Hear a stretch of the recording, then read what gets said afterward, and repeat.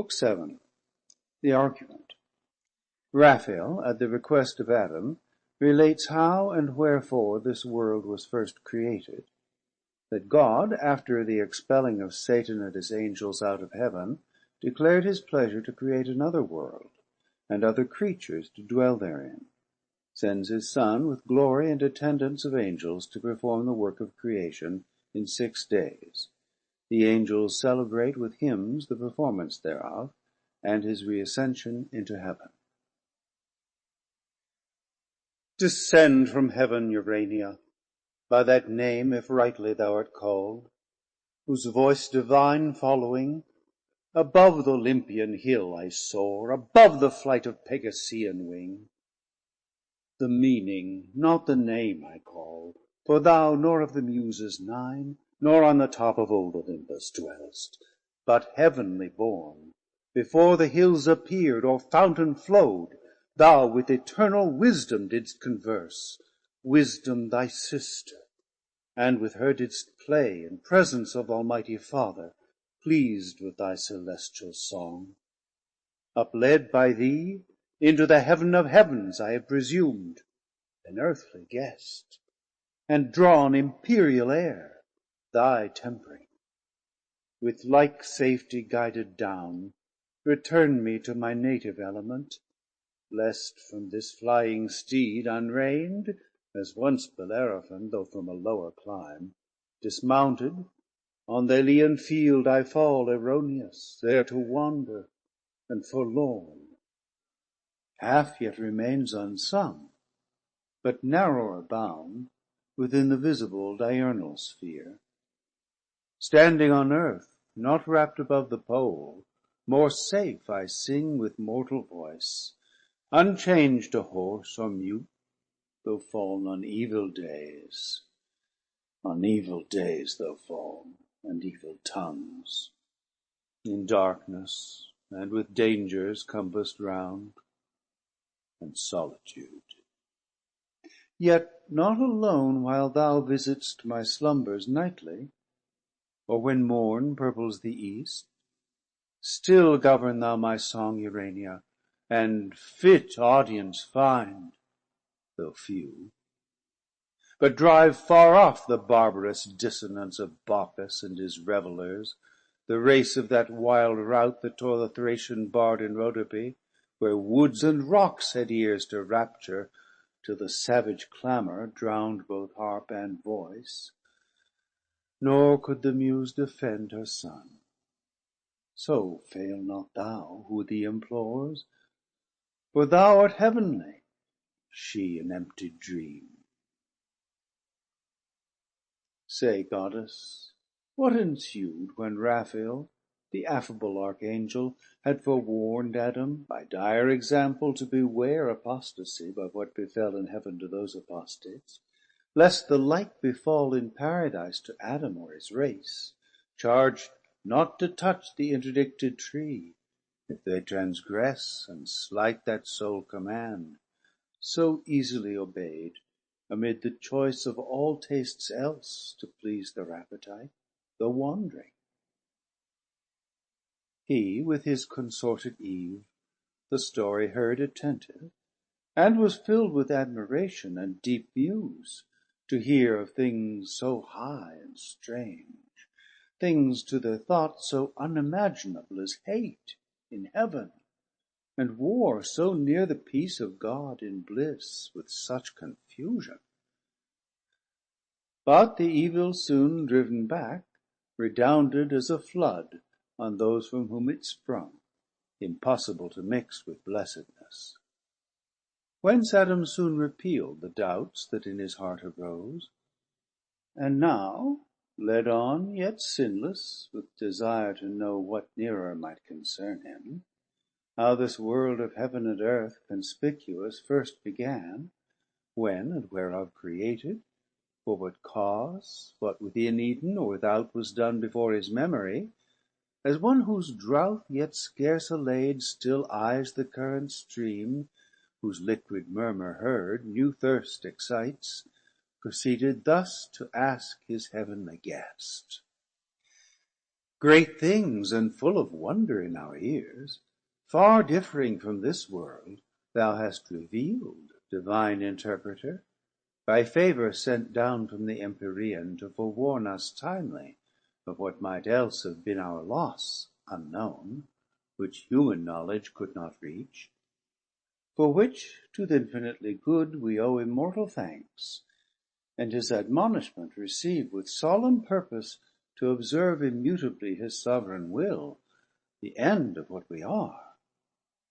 But since thou hast vouchsafed gently for our instruction to impart things above earthly thought, which yet concerned our knowing as to highest wisdom seen, deign to descend now lower, and relate what may no less perhaps avail us known, how first began this heaven, which we behold distant so high, with moving fires adorned innumerable, and this which yields or fills all space, the ambient air wide interfused, embracing round this florid earth. What cause moved the Creator in his holy rest through all eternity so late to build in chaos, and the work begun how soon absolved? If unforbid thou mayst unfold what we not to explore the secrets ask of his eternal empire, but the more to magnify his works, the more we know, and the great light of day yet once to run much of his race, though steep, suspense in heaven held by thy voice. Thy potent voice he hears, and longer will delay to hear thee tell his generation, and the rising birth of nature from the unapparent deep.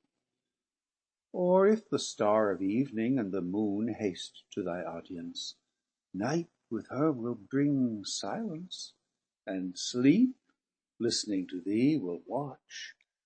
Or we can bid his absence till thy song end, and dismiss thee ere the morning shine. Thus Adam his illustrious guest besought, and thus the godlike angel answered mild: This also thy request, with caution asked, obtain. Though to recount almighty works, what words or tongue of seraph can suffice, or heart of man suffice to comprehend?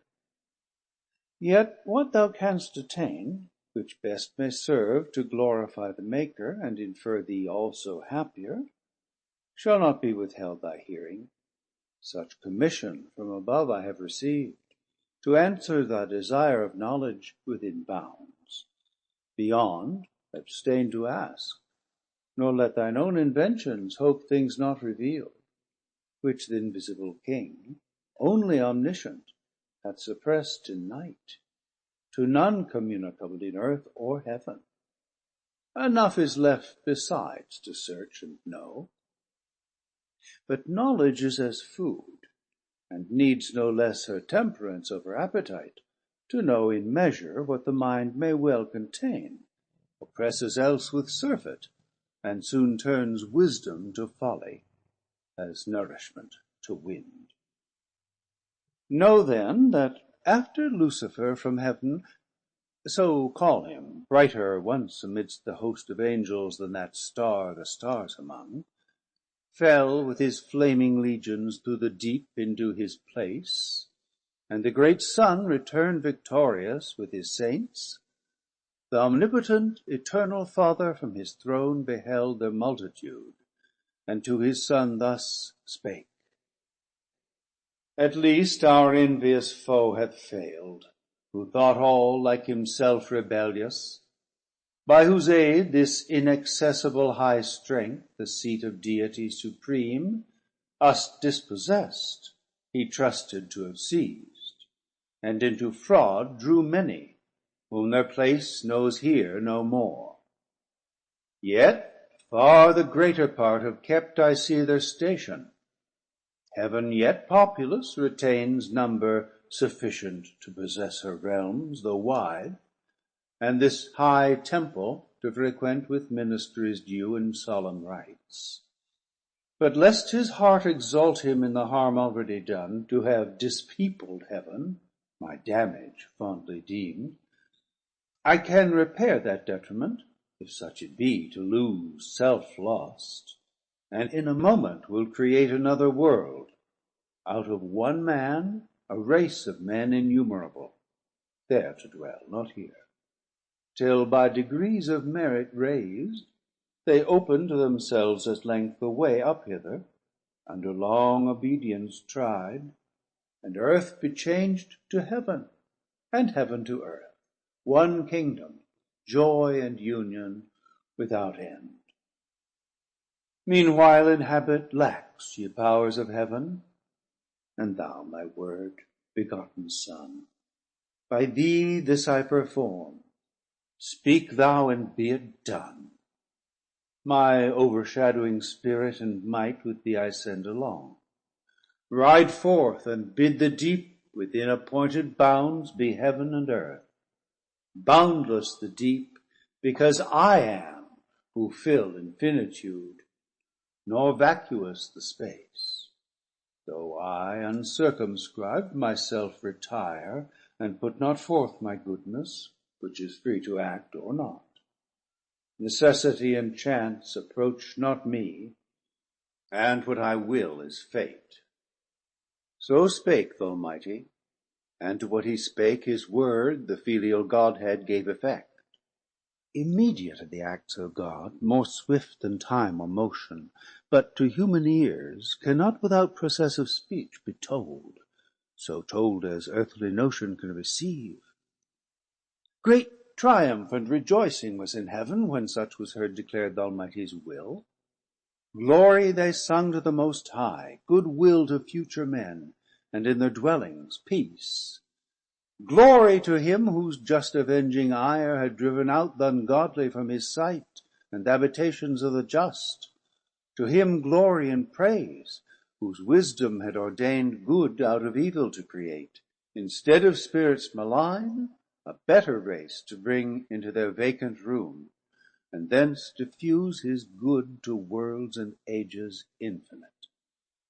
So sang the hierarchies.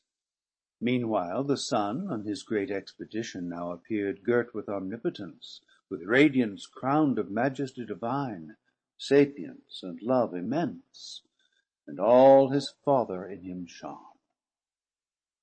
About his chariot numberless were poured cherub and seraph, potentates and thrones, and virtues, winged spirits, and chariots winged from the armory of God, where stand of old myriads between two brazen mountains lodged against a solemn day, harnessed at hand, celestial equipage. And now came forth spontaneous, for within them spirit lived, attendant on the Lord. Heaven opened wide her ever-during gates, harmonious sound on golden hinges moving, to let forth the King of glory, in his powerful word and spirit coming to create new worlds.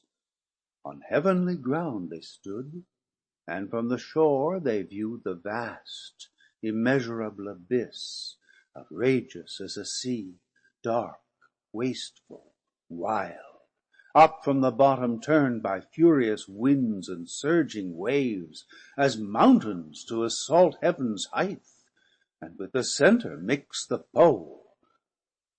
Silence, ye troubled waves, and thou deep, peace, said then omnific word, your discord end. Nor stayed, but on the wings of cherubim uplifted, in paternal glory rode far into chaos and the world unborn. For chaos heard his voice. Him all his train followed in bright procession, to behold creation and the wonders of his might. Then stayed the fervid wheels, and in his hand he took the golden compasses, prepared in God's eternal store, to circumscribe this universe and all created things. One foot he centered, and the other turned round through the vast profundity obscure, and said, thus far extend, thus far thy bounds, this be thy just circumference, O world. Thus God the heaven created, thus the earth matter unformed and void. Darkness profound cover'd the abyss, but on the watery calm his brooding wings the Spirit of God outspread, and vital virtue infused, and vital warmth throughout the fluid mass, but downward purged the black Tartareus cold infernal dregs adverse to life. Then founded, then conglobed like things to like. The rest to several place disparted, and between spun out the air, and earth, self-balanced on her center, hung. Let there be light, said God, and forthwith light ethereal, first of things, quintessence pure, sprung from the deep, and from her native east to journey through the airy gloom began, sphered in a radiant cloud, for yet the sun was not. She in a cloudy tabernacle sojourned the while. God saw the light was good, and light from darkness by the hemisphere divided. Light the day, and darkness night he named. Thus was the first day, even and morn, nor passed uncelebrated, nor unsung by the celestial choirs, when orient light exhaling first from darkness they beheld. Birthday of heaven and earth, with joy and shout the hollow universal orb they filled, and touched their golden harps, and hymning praised God and his works. Creator hymn they sung, both when first evening was, and when first morn. Again God said, let there be firmament amid the waters, and let it divide the waters from the waters. And God made the firmament, expanse of liquid, pure, transparent, elemental air, diffused in circuit to the uttermost convex of this great round, partition firm and sure, the waters underneath from those above dividing. For as earth, so he the world built on circumfluous waters calm, in wide crystalline ocean, and the loud misrule of chaos far removed, lest fierce extremes, contiguous, might distemper the whole frame. And heaven he named the firmament. So even and morning chorus sung the second day. The earth was formed, but in the womb as yet of waters, embryon immature involved, appeared not.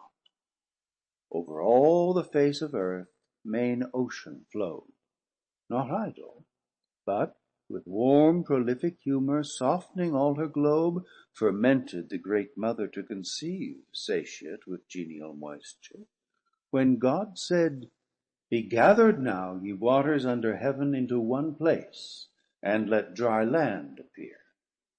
Immediately the mountains huge appear emergent, and their broad bare backs upheave into the clouds, their tops ascend the sky. So high as heaved the tumid hills, so low down sunk a hollow bottom, broad and deep, capacious bed of waters. Thither they hasted with glad precipitance, uprolled as drops on dust, conglobing from the dry, part rise in crystal wall or ridge direct for haste. Such flight the great command impressed on the swift floods, as armies at the call of trumpet. For of armies thou hast heard, troop to their standard, so the watery throng, wave rolling after wave, where way they found, if steep with torrent rapture, if through plain soft ebbing, nor withstood them rock or hill, but they or underground, or circuit wide, with serpent error wandering found their way, and on the washy ooze deep channels wore, easy, ere God had bid the ground be dry, all but within those banks, where rivers now stream, and perpetual draw their humid train.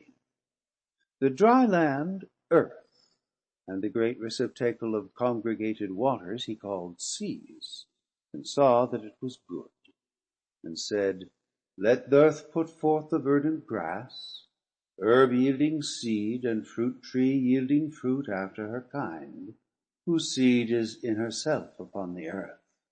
He scarce had said, when the bare earth, till then desert and bare, unsightly, unadorned, brought forth the tender grass, whose verdure clad her universal face with pleasant green.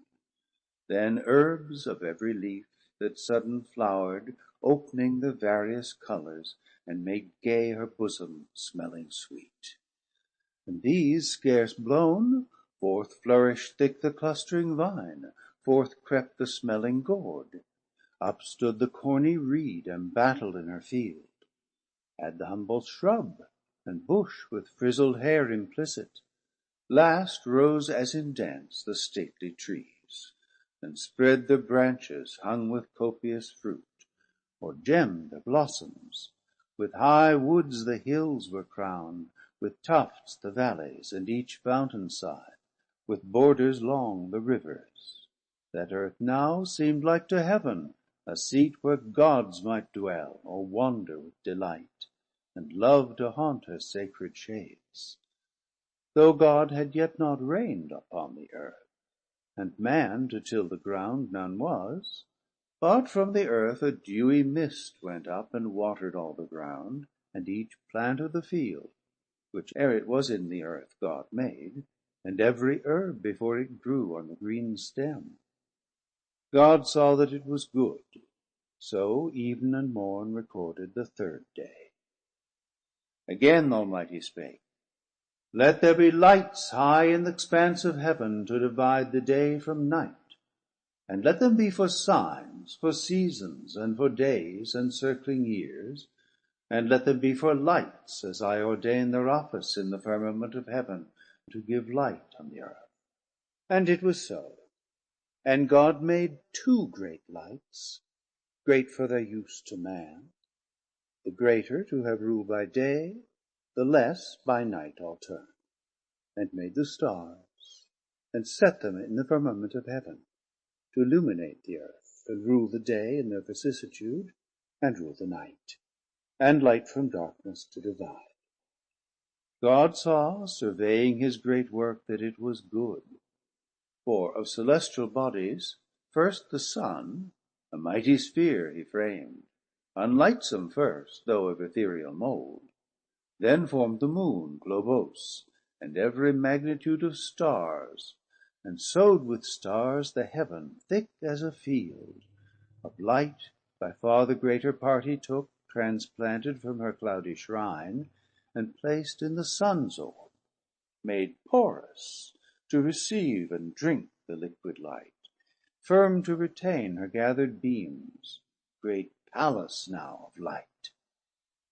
Hither, as to their fountain, other stars repairing, in their golden urns draw light, and hence the morning planet gilds his horns. By tincture or reflection they augment their small peculiar, though from human sight so far remote, with diminution seen. First in his east the glorious lamp was seen, regent of day, and all the horizon round invested with bright rays, jocund to run his longitude through heaven's high road. The grey dawn and the Pleiades before him danced, shedding sweet influence. Less bright the moon, but opposite in levelled west was set his mirror, with full face borrowing her light from him. For other light she needed none in that aspect, and still that distance keeps till night. Then in the east her turn she shines, revolved on heaven's great axle, and her reign with 1,000 lesser lights dividual holds, with 1,000 stars that then appeared spangling the hemisphere.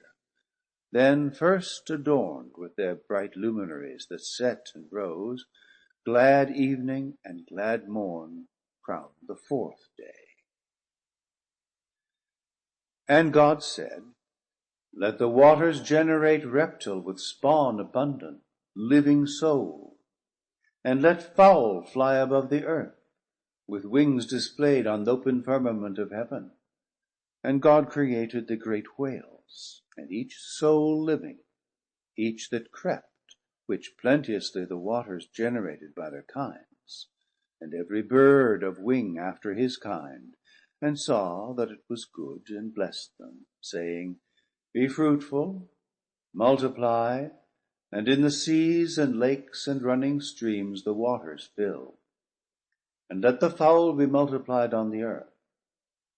Forthwith the sounds and seas, each creek and bay, with fry innumerable swarm, and shoals of fish that with their fins and shining scales glide under the green wave, in skulls that oft bank the mid-sea. Part single or with mate graze the sea-weed their pasture, and through groves of coral stray, or sporting with quick glance show to the sun their waved coats dropped with gold, or in their pearly shells at ease attend moist nutriment, or under rocks their food in jointed armour watch. On smooth the seal and bended dolphins play, part huge of bulk, wallowing unwieldy, enormous in their gait, tempest the ocean. There Leviathan, hugest of living creatures, on the deep stretched like a promontory sleeps or swims, and seems a moving land, and at his gills draws in, and at his trunk spouts out a sea. Meanwhile the tepid caves and fens and shores their brood as numerous hatch, from the egg that soon bursting with kindly rupture forth disclosed their callow young. But feathered soon, and fledged, they summ'd their pens, and soaring there sublime, with clang despised the ground, under a cloud in prospect. There the eagle and stork on cliffs and cedar tops their eyries build, part loosely wing the region, part more wise in common, ranged in figure wedge their way, intelligent of seasons, and set forth their airy caravan, high over seas flying, and over lands with mutual wing easing their flight. So steers the prudent crane her annual voyage, borne on winds. The air floats as they pass, fanned with unnumbered plumes. From branch to branch the smaller birds with song solace the woods, and spread their painted wings till even. Nor then the solemn nightingale ceased warbling, but all night tuned her soft lays. Others on silver lakes and rivers bathed their downy breast. The swan with arched neck between her white wings mantling proudly, rose her state with oary feet. Yet oft they quit the dank, and rising on stiff pennons, tower the mid-aerial sky. Others on ground walk firm, the crested cock, whose clarion sounds the silent hours, and th'other whose gay train adorns him, colour'd with the florid hue of rainbows and starry eyes. The waters thus with fish replenish'd, and the air with fowl, evening and morn solemnized the 5th day. The 6th, and of creation last, arose with evening harps and matin, when God said, Let the earth bring forth fowl living in her kind, cattle and creeping things, and beast of the earth, each in their kind. The earth obeyed, and straight opening her fertile womb, teem'd at a birth innumerous living creatures, perfect forms, limbed and full grown. Out of the ground uprose, as from his lair, the wild beast where he wons in forest wild, in thicket, brake, or den. Among the trees in pairs they rose, they walked. The cattle in the fields and meadows green, those rare and solitary, these in flocks, pasturing at once, and in broad herds upsprung. The grassy clods now calved, now half appear'd the tawny lion, pawing to get free his hinder parts, then springs as broke from bonds. horns, and rampant shakes his brinded mane. The ounce, the livered, and the tiger, as the mole rising, the crumbled earth above them threw in hillocks. The swift stag from underground bore up his branching head. Scarce from his mould Behemoth, biggest born of earth, upheaved his vastness. Fleeced the flocks, and bleating rose as plants.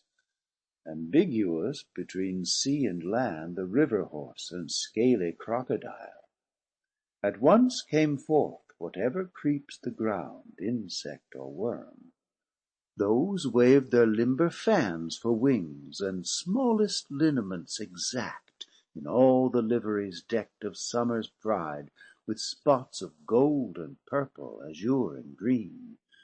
These as a line their long dimensions drew, streaking the ground with sinuous trace. Not all minims of nature, some of serpent kind, wondrous in length and corpulence, involved their snaky folds and added wings. First crept the parsimonious emmet, provident of future, in small room, large heart enclosed, pattern of just equality perhaps hereafter, joined in her popular tribes of commonalty. Swarming next appear'd the female bee, that feeds her husband drone deliciously, and builds her waxen cells with honey stored. The rest are numberless, and thou their natures know'st, and gav'st them names, needless to thee repeated, nor unknown the serpent, subtlest beast of all the field, of huge extent sometimes, with brazen eyes and hairy mane terrific, though to thee not noxious, but obedient at thy call. Now heaven in all her glory shone, and roll'd her motions as the great first mover's hand first wheel'd their course. Earth in her rich attire consummate lovely smiled. Air, water, earth, by fowl, fish, beast, was flown, was swum, was walked, frequent. And of the 6th day yet remained. There wanted yet the masterwork, the end of all yet done. A creature who, not prone and brute as other creatures, but endued with sanctity of reason, might erect his stature, and upright with front serene govern the rest, self-knowing, and from thence magnanimous to correspond with heaven, but grateful to acknowledge whence his good descends. Thither with heart and voice and eyes directed in devotion, to adore and worship God supreme, who made him chief of all his works. Therefore the omnipotent eternal Father, for where is not he present, thus to his Son audibly spake: Let us make now man in our image, man in our similitude, and let them rule over the fish and fowl of sea and air, beast of the field, and over all the earth, and every creeping thing that creeps the ground. This said, he form'd thee, Adam, thee, O man, dust of the ground, and in thy nostrils breathed the breath of life. In his own image he created thee, in the image of God express, and thou becamest a living soul. Male he created thee, but thy consort female for race. Then blessed mankind, and said, Be fruitful, multiply, and fill the earth, subdue it, and throughout dominion hold over fish of the sea and fowl of the air, and every living thing that moves on the earth. Wherever thus created, for no place is yet distinct by name, thence, as thou knowst, he brought thee into this delicious grove, this garden, planted with the trees of God, delectable both to behold and taste, and freely all their pleasant fruit for food gave thee.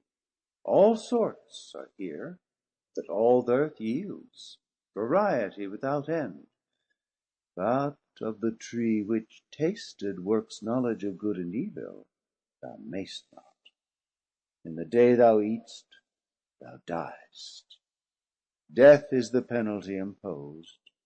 Beware, and govern well thy appetite, lest sin surprise thee, and her black attendant, death. Here finished he, and all that he had made viewed, and behold, all was entirely good. So even and morn accomplished the 6th day. Yet not till the Creator, from his work desisting, though unwearied, returned, up to the heaven of heavens, his high abode, thence to behold this new created world, th'addition of his empire, how it showed in prospect from his throne, how good, how fair, answering his great idea. Up he rode, followed with acclamation, and the sound symphonious of 10,000 harps that tuned angelic harmonies. The earth, the air resounded, thou rememberest, for thou heardst. The heavens and all the constellations rung, the planets in their stations listening stood, while the bright pomp ascended jubilant. Open, ye everlasting gates, they sung. Open, ye heavens, your living doors. Let in the great Creator, from his work returned magnificent, his 6 days' work a world. Open, and henceforth oft, for God will deign to visit oft the dwellings of just men, delighted, and with frequent intercourse thither will send his winged messengers on errands of supernal grace. So sung the glorious train ascending. He through heaven, that opened wide her blazing portals, led to God's eternal house direct the way. A broad and ample road, whose dust is gold, and pavement stars, as stars to thee appear, seen in the galaxy, that Milky Way, which nightly, as a circling zone, thou seest powdered with stars. And now on earth the 7th evening arose in Eden, for the sun was set, and twilight from the east came on, forerunning night, when at the holy mount of heaven's high-seated top, the imperial throne of Godhead, fixed forever firm and sure, the filial power arrived, and sate him down with his great Father. For he also went invisible, yet stayed, such privilege hath omnipresence, and the work ordained, author and end of all things, and from work now resting, blessed and hallowed the 7th day, as resting on that day from all his work. But not in silence wholly kept. The harp had work and rested not, the solemn pipe and dulcimer, all organs of sweet stop, all sounds on fret by string or golden wire, tempered soft tunings, intermixed with voice, choral or unison. Of incense, clouds fuming from golden censers hid the mount. Creation and the 6 days' acts they sung.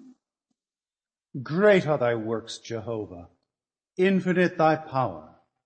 What thought can measure thee, or tongue relate thee?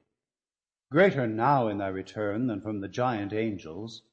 Thee that day thy thunders magnified, but to create is greater than created to destroy.